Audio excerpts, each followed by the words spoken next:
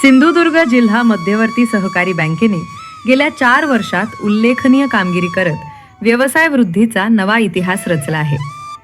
केवळ 4 वर्षांच्या कालावधीत तब्बल 3,000 कोटी रुपयांची वाढ नोंदवत बँकेने 7,000 कोटींचा टप्पा यशस्वीपणे पार केला आहे. ही कामगिरी खासदार नारायण राणे, पालकमंत्री नितेश राणे यांच्या सक्षम नेतृत्वाची, नियोजनबद्ध धोरणांची आणि कर्मचारी वर्गाच्या समर्पित कार्याची साक्ष देणारी ठरली असल्याची माहिती बँक अध्यक्ष मनीष दळवी यांनी दिली.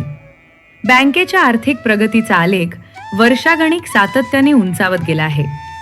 डिसेंबर 2021 मध्ये 4,277 कोटी रुपयांची उलाढाल असलेल्या बँकेने मार्च 2022 मध्ये 4,457 कोटी, मार्च 2023 मध्ये 4,838 कोटी, मार्च 2024 मध्ये 5,390 कोटी, मार्च 2025 मध्ये 6,094 कोटी आणि अखेर मार्च 2026 मध्ये तब्बल 7,176 कोटी रुपयांची उलाढाल गाठली आहे.